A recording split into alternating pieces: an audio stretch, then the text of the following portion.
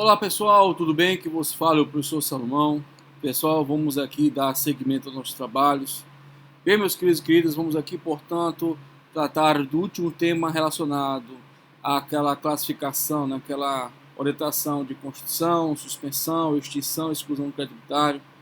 Nesse sentido e consequência, vamos tratar pontualmente da extinção do crédito tributário. Bem, pontualmente, pessoal, fica claro, portanto, que a constituição do crédito tributário ocorre com o lançamento fiscal. Em contrapartida, a exclusão do crédito tributário é um fenômeno anterior à constituição do crédito tributário. Sequencialmente, o estudo da suspensão da exigibilidade do crédito tributário e da extinção do crédito tributário importa, em regra, pessoal, ser posterior à constituição do crédito tributário, na medida de consequência que só posso falar de crédito tributário se tiver o que, gente? Lançamento fiscal. Bem, de toda maneira, de toda consequência, vamos aqui analisar a primeira modalidade de extinção do crédito tributário, mais conhecida por todos, que é o pagamento. Bem, o pagamento, pessoal, é um ato jurídico em sentido estrito em que realiza o cumprimento da obrigação consignada em crédito tributário devidamente constituído pela autoridade fazendária. Leva, portanto, em consideração todos os encargos legais, multas tributárias e além, evidentemente, do próprio tributo devido. Nesse sentido de consequência, nós devemos lembrar pontualmente quanto à peculiaridade que o lançamento sempre vai se reportar à data da ocorrência do fato gerador. Artigo 144 do CTN diz o seguinte, que o lançamento reporta-se-á da data da ocorrência do fato gerador, da obrigação e rege pela lei então vigente, ainda que posteriormente modificada ou revogada. Bem, dando seguimento aos nossos trabalhos, pessoal, nesse sentido e consequência, ainda quanto tange ao tema pagamento, devemos ter em mente que a imposição de penalidade não dispensa, não afasta, não elide o pagamento de tributo devido ao fisco. De tal maneira e tal consequência que não há substituição do tributo devido pela multa e vice-versa. Na mesma sentido e consequência, pessoal, o pagamento de um crédito ele não vai importar o pagamento dos demais créditos tributários, tá? Nessa razão de ser, remeto a atenção com vocês, rapidamente, vamos aqui, 157, ainda no estudo de pagamento, vamos lá, a imposição de penalidade não elide, ou seja, não afasta, não dispensa o pagamento integral do tributo, do crédito tributário. O pagamento de um crédito não importa em presunção do pagamento. Veja pontualmente que cada crédito tributário, ele remete uma peculiaridade própria. Veja pontualmente, mais uma vez, o artigo 144 do CTN. Vamos lá. Então, o pagamento de um crédito não importa a presunção de pagamento dos demais créditos. Agora, vamos lá. Quando parcial das prestações em que... Perdoe-me, senhores. Quando parcial das prestações em que se decomponha um total de outros créditos referentes ao mesmo ou a outros tributos. Bem fácil. Bem, seguindo o raciocínio, as regras quanto ao pagamento são determinadas, pessoal, pela legislação tributária do próprio, no caso, ente federativo tributante. De tal maneira que, no silêncio da legislação tributária, nós temos que analisar as questões que envolvem o lugar do pagamento e o prazo de pagamento. Bem, quanto ao lugar do pagamento, se há o silêncio, portanto, da legislação tributária, temos que lembrar que a obrigação tributária ela é quesível ou portável, posto que o cumprimento da obrigação, pessoal, é realizada no próprio domicílio do devedor. Portanto, na situação pontual em que a legislação não informa o lugar do pagamento, deve ser feito o pagamento na repartição competente onde está localizado o domicílio do contribuinte responsável. Assim sendo, temos o artigo 159 que diz o seguinte: quando a legislação tributária não dispuser a respeito, o pagamento é efetuado na repartição competente do domicílio do sujeito passivo. Na mesma essência, quanto ao prazo de pagamento, se a legislação tributária ela for ciente, o prazo é de 30 dias. 30 dias. Beleza? Olha só. Quando a legislação tributária não fixar o tempo de pagamento, o vencimento do crédito ocorre 30 dias depois da data em que se considera o sujeito passivo notificado do lançamento. Bem, pessoal, dando seguimento aos nossos trabalhos, então, veja pontualmente, a legislação tributária do ente federativo tributante, ele poderá conceder, pessoal, descontos diante do pagamento antecipado feito pelo contribuinte. Agora, cuidado com a seguinte orientação. O parcelamento, pessoal, concedido, portanto, por lei, não vai importar descontos, salvo expressa disposição em lei. Então, veja, o pagamento antecipado, ele já orquestra, já estabelece, portanto, pessoal, a situação de haver o quê? Desconto. É possível plenamente haver na legislação a previsão de desconto. Se houver a situação de parcelamento, que como nós estudamos não é causa de extinção do crédito, mas sim de suspensão da exigibilidade, então veja, no caso do parcelamento, o pagamento do parcelamento não importa necessariamente, pessoal, que haverá desconto. Outro ponto interessante que vira e mexe o aluno pergunta em sala: e os tributos sujeitos ao autolançamento, o lançamento por homologação? Bem, pessoal, é da própria tônica deste tributo haver a antecipação do pagamento e, sequencialmente, pessoal, haver a homologação. Veja que nesses casos, lá do artigo 150 do CTN, em especial atenção ao parágrafo 4º, nós temos que o contribuinte declara a dimensão factual e de direito, sequencialmente realiza a antecipação do pagamento e, por via reflexa, o fisco ele poderá ou não homologar o lançamento. Bem, nesse sentido e consequência, vamos reverberar aqui o dispositivo que trata a matéria. O parágrafo 1 do artigo 160 diz o seguinte: a legislação tributária pode conceder desconto pela antecipação do pagamento nas condições que estabeleça. Então, é só se a legislação estabelecer, mas não é obrigado, pessoal, não é obrigado. Bem, relativamente, pessoal, às formas de pagamento do tributo devido, nós temos que analisar pontualmente o artigo 162, que apresenta, portanto, duas regras bem claras. A primeira delas, pessoal, é a regra legal do próprio CTN. Quais seriam as formas de pagamento segundo o CTN? Moeda corrente, que no caso é o plano real. Logo, o pagamento aqui nesse caso é pagamento em dinheiro ou em espécie. O cheque, como sabemos, é um título de crédito e que representa uma ordem de pagamento à vista. Na mesma medida e consequência, ele constitui o título executivo extrajudicial. E como todo mundo conhece, o vale postal. Inclusive, agora nós temos o vale postal eletrônico para operações que envolvem, inclusive, importação. Bem, agora, pessoal, tem um caso interessante que, veja, de todas as situações que trabalhamos, tudo fala de legislação tributária, não é isso? Pois bem, pessoal, no que tange a forma de pagamento, nós temos que a lei poderá determinar ser feito por estampilha, papel selado ou processo mecânico.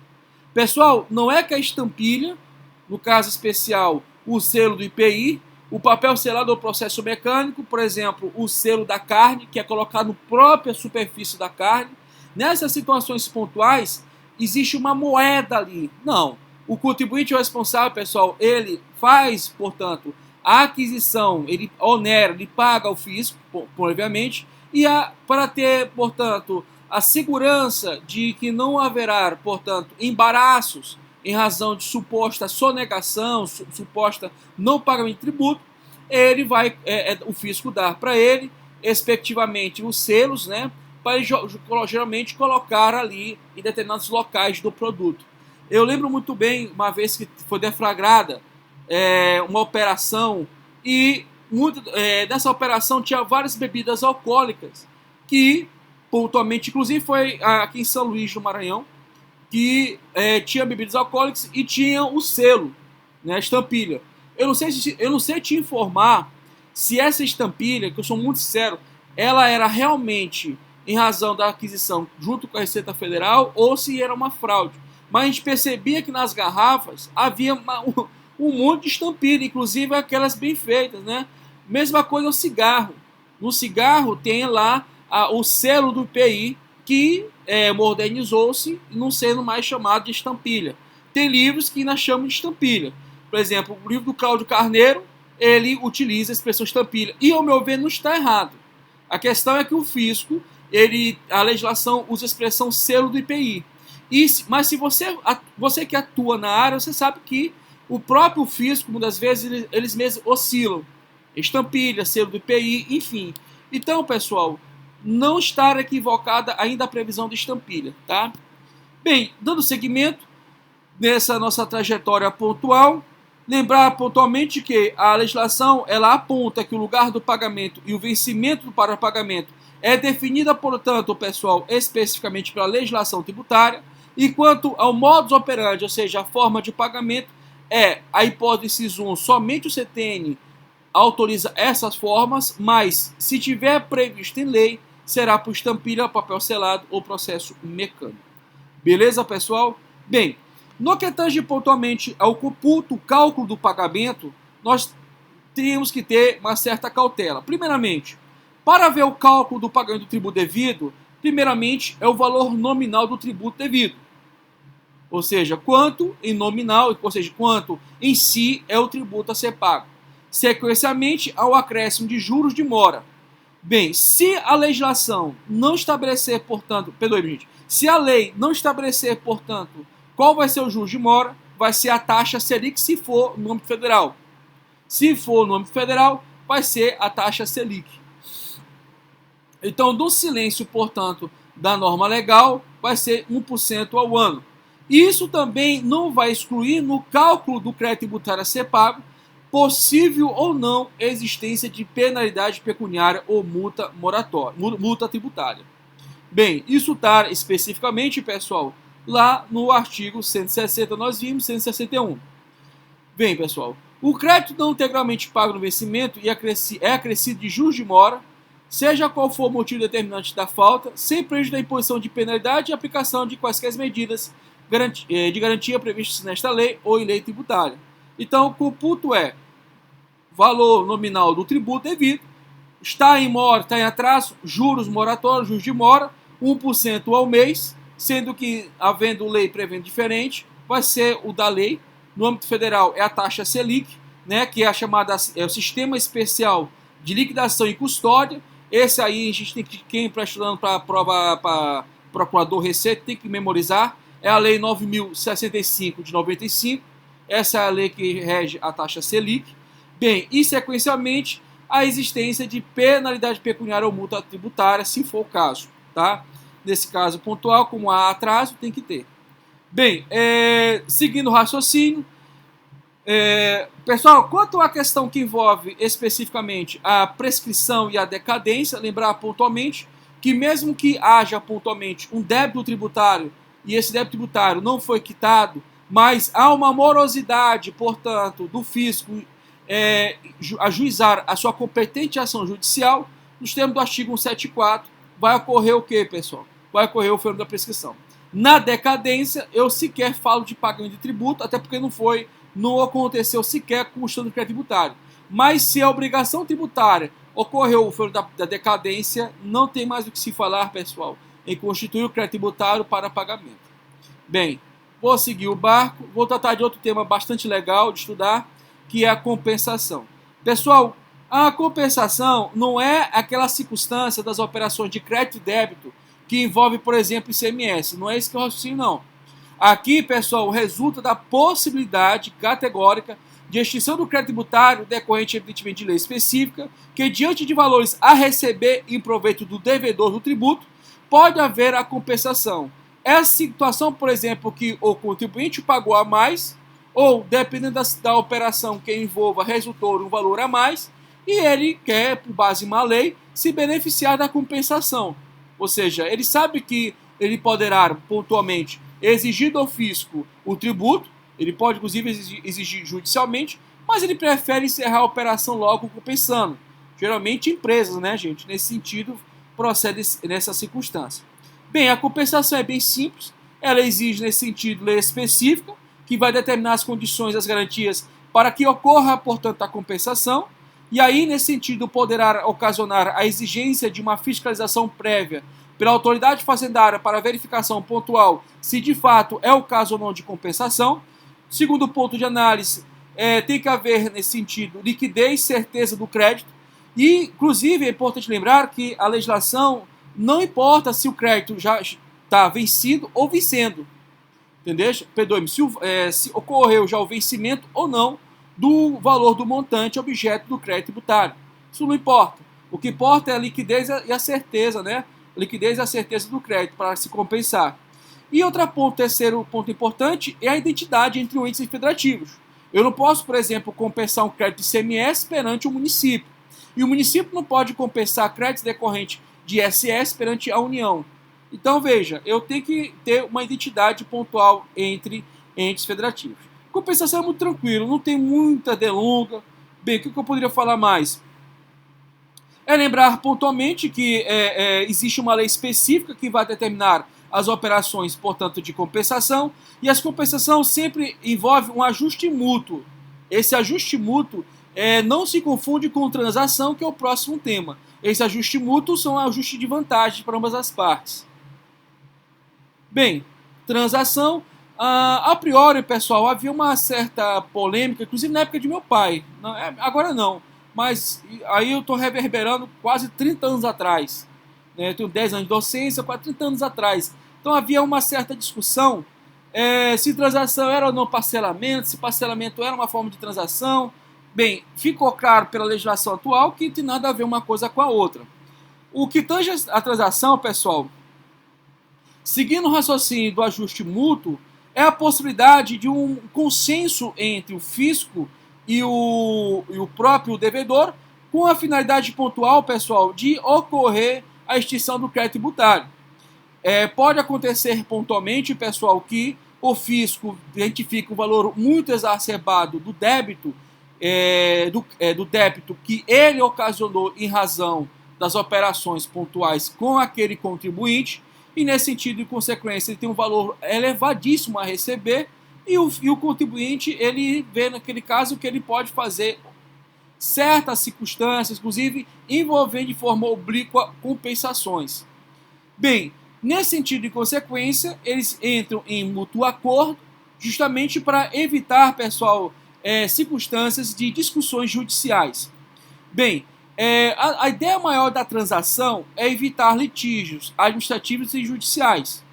E outro ponto importante, primeiro, não existe nenhuma lei até agora, que pontualmente fala do regime jurídico da transação. Existe um projeto de lei de 2009, aliás, dois, eu lembro de um, que é o 469 de 2009. Tem um outro, só um instantinho, tá bem aqui, que é o 5082 de 2009, que é um outro projeto de lei que também reverbera a situação da transação. E está lá engavetado, está parado, não tem nada, portanto, movimentando. Lembrar pontualmente que já vi isso em questão objetiva, né, mas não fazendo a polêmica doutrinária. Indagando-se transação poderia ser uma forma de parcelamento, você já sabe que não é. E a disciplina legal que trabalha a transação é o artigo 171.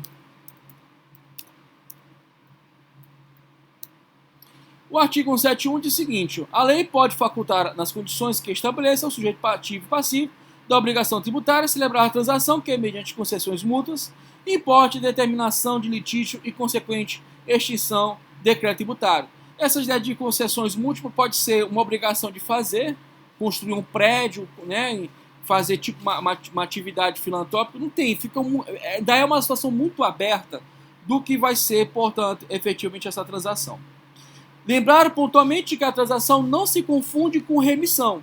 Aliás, pessoal, existe duas situações. A remissão com 2 S, que envolve o perdão por misericórdia, sem envolver uma contrapartida, sem oneração, e a remissão com C cedilha, que envolve, pessoal, de fato, um perdão, mas é uma situação um pouco diferente. Ele é um perdão oneroso. Inclusive, os verbos são diferentes. A remissão com 2 R's vem do verbo remitir, tá? Que é o perdão por compaixão. Agora, a remissão com C cedilha envolve, pessoal, um perdão, mas com uma condição de contrapartida, ou seja, a onerosidade. Eu nunca esqueci desse exemplo aqui, bastante interessante para trabalharmos a remissão.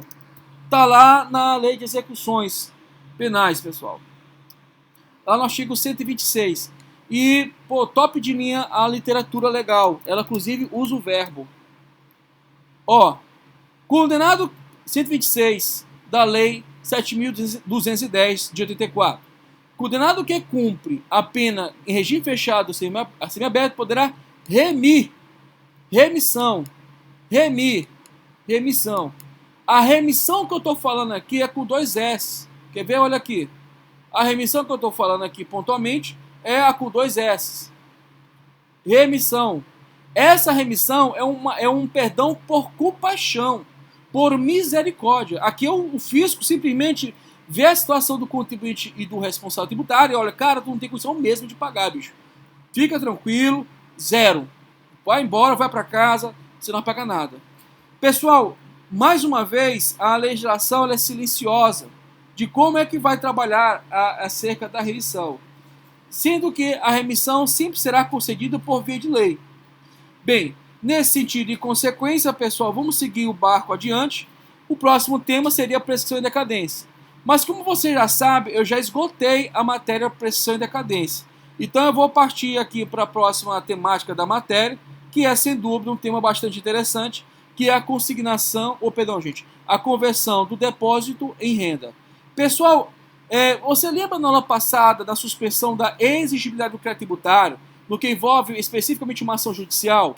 Pois é, nesse sentido, havendo, portanto, o depósito da importância ali consignada em juízo justamente para suspender a exigibilidade, veja pontualmente que se a pessoa do contribuinte responsável for sucumbente processual, esse dinheiro todo vai reverter em quê, gente?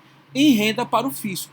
Então, a conversão de depósito em renda nada mais nada menos que essa reversão desse dinheiro, nessa conversão, peço bem, desse dinheiro depositado em juízo e ele ingressa pontualmente, pessoal, aos cofres públicos do Estado.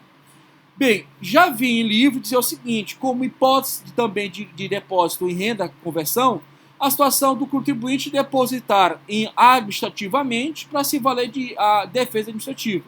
Pessoal, vimos ainda há pouco que isso não tem nada a ver, porque veja, o contribuinte, quando ele impugna, faz a reclamação dele ou faz o recurso, já suspende a exigibilidade do crédito tributário. Tanto que está bem aqui claro, ó, não tem dúvida, reclamações e recursos nos termos da lei reguladora do processo tributário administrativo. Não tem nada a ver, o cara não vai ter que depositar. Agora, a não ser pontualmente, no ponto de vista modal específico, a nível judicial, né? Ele pode, assim, reverberar nesse sentido. Mas, bem, vamos em frente. Então, outro ponto interessante da nossa matéria é, sem sombra de dúvidas, a consignação em pagamento, gente. A consignação em pagamento. Bem, na consignação em pagamento, pessoal, nós temos que sinalizar aqui alguns pontos específicos. Inclusive, eu coloquei aqui para vocês um desenho aqui que eu achei. Ah, isso aqui tudo é prescrição, é grande, cara. Documento antecipado, não. Passei.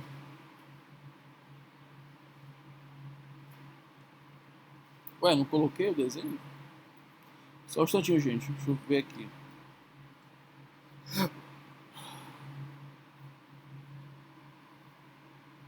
Botei. Aqui o desenho. Tá.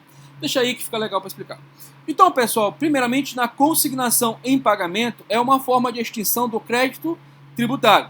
Nesse sentido e consequência, pessoal, tem que haver uma recusa por parte do fisco ou uma dificuldade pontual, pessoal, para identificar especificamente, né, a quem compete o crédito.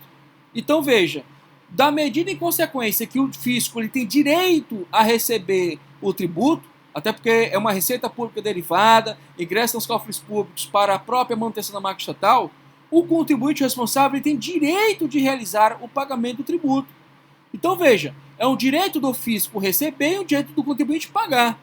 Todo mundo que é de boa fé, busca, né, ou tem uma situação de estabilidade econômica, às vezes o cara é de boa fé, mas infelizmente não está naqueles melhores de estabilidade financeira, está passando por aperto, às vezes até depressão gera essa situação para o cara, mas veja pontualmente, todo mundo tem direito de pagar o seu tributo, suas contas, mesmo que seja para frente, mas ele tem direito de pagar.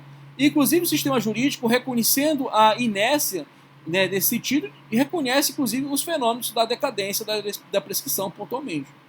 Então veja, pessoal, nesse sentido e consequência, o que ocorre? Nós temos a situação de que, primeiramente, o contribuinte ele quer pagar, mas não consegue pagar. Assim sendo, há uma recusa de recebimento, ou mesmo a subordinação desse pagamento do tributo, né, ou mesmo de penalidade, ou mesmo ao cumprimento de uma obrigação acessória. Então fica a situação totalmente amarrada. Ó, eu aceito o dinheiro se tu pagar também o tributo. Eu aceito também se tu pagar a penalidade. Opa, eu só aceito você pagar esse tributo se você fizer a seguinte obrigação acessória. Parece bobagem obrigação acessória, pessoal, mas é um gasto absurdo na contabilidade de uma empresa. Há uma movimentação muito de capital humano e de, evidentemente, vai empregar custos para a empresa. É porque, talvez, não sei se vocês têm, mas uma visão mais macro empresarial, há um custo no acervo jurídico, não só pagar o advogado, mas uma demanda judicial, o tempo que aquilo leva, mesma coisa na dimensão contábil, a necessidade de tamanho à parte de documentos, espaço físico da empresa, além dos recursos humanos ali envolvidos, é gasto, gente, é gasto de uma empresa. Então aí o fisco, fazendo graça, diz que não quer receber o tributo porque não foi pago o tributo do ano passado, ou porque não foi pago a penalidade que ele entende que é devida, ou porque ele condiciona a obrigação acessória. Isso dá prejuízo para uma empresa. Sequencialmente, pessoal, pode acontecer também a consignação em pagamento quando o fisco ele exige o cumprimento de alguma exigência administrativa que não tem nenhum fundamento legal. Também reverbera a situação de consignação em pagamento. E, por fim, nesse sentido de consequência, há uma exigência por mais de uma pessoa de direito público de um tributo idêntico sobre o mesmo fato gerador. E aí eu lembro para vocês a situação, inclusive eu te falei pontualmente uma situação, eu como advogado, determinada localidade aqui da ilha, do município de São Luís, da ilha do Umpaumaçu, que é a ilha de São Luís, há 2 municípios pontuais que há uma discussão quanto ao IPTU, em razão da expansão imobiliária. E qual é a solução que foi feita? Foi consignar, foi pedido ao cliente pontualmente identificar lá no RGI qual é a localização do imóvel, verificando pontualmente onde é que o imóvel está registrado no cartório do RGI e, sequencialmente, cara, consignar em pagamento. E não teve dúvidas. Em 6 meses, né, já houve sentença transitada em julgado, pontualmente nesse caso, uma coisa assim que eu achei rara. Mas bem, vamos dando seguimento ao nosso trabalho. Bem, tem mais uma coisa aqui. Acho que tá bom. Então, só lembrando pontualmente, pessoal. Na primeira hipótese pontual, pessoal, nós temos o quê, gente? Operações que envolvem o quê? Países. Estados Unidos, Brasil. Sequencialmente aqui, pessoal, nós temos uma bitributação, né? Operação dessas que é constitucional.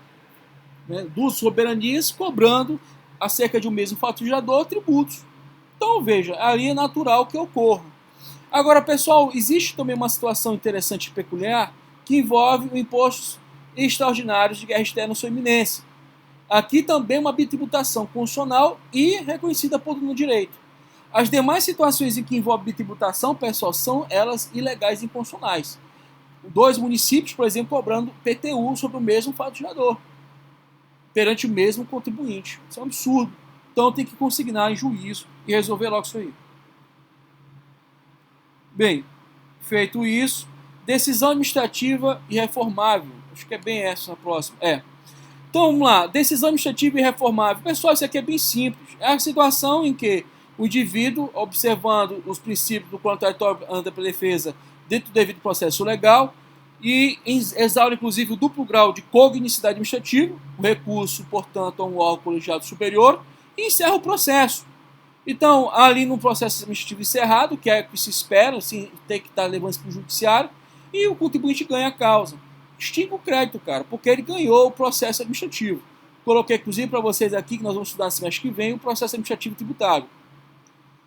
Decisão judicial passada, ou seja, transitada e julgado, é quando o indivíduo ele ganha um processo judicial, pessoal. Se ele ganhou um processo judicial, a causa, né, entrou, por exemplo, pontualmente com uma ação de consignação em pagamento, e ali houve a consignação em pagamento, evidentemente, há 2 situações interessantes. Além da consignação em pagamento via judicial extinguiu o crédito tributário, de forma reflexa também há uma decisão judicial transitada em julgado que também extingue, né? Mas, de toda maneira, toda vez que o contribuinte se valer da ação judicial, este ganhando a causa vai extinguir o crédito tributário. Bem, esse último caso aqui ele vai reverberar umas atenções interessantes. Primeiramente, pessoal, a dação em pagamento de bens imóveis, ela é um instituto do direito civil, que foi incorporado na sistemática do CTN pela Lei Complementar 104/2001. Então, a partir da Lei Complementar 104/2001, a sistemática da dação em pagamento de bens imóveis. Só que, pessoal, é pagamento de bens imóveis. Já caiu, inclusive, na prova da OAB. Não é de bens móveis, é bens imóveis. Imóveis. Apartamento, casa, sítio, imóveis. Agora veja, para que haja a dação em pagamento de bens imóveis, não adianta essa previsão pontual aqui na lei não, pessoal. Não adianta essa previsão pontual aqui na lei não. Deve haver pontualmente o quê, pessoal? Uma lei específica, uma lei ordinária, disciplinando a matéria. Sequencialmente, pessoal, não aplica-se a bens imóveis. E por derradeiro, pessoal, o poder público vai analisar se é efetivamente, pessoal, interessante ingressar como bem público no patrimônio do Estado. Veja que aqui, pessoal, é diferente pontualmente das outras situações em que o ato administrativo é vinculado. Aqui o ato administrativo é extremamente discricionário. Requer, portanto, juízos de conveniência e oportunidade. Beleza? Então, pessoal, é isso que eu queria reverberar do assunto. Mais nada a falar. No próximo bloco vou falar de garantias e privilégios do crédito tributário. Um grande abraço a todos, fique com Deus, até a próxima, se Deus quiser.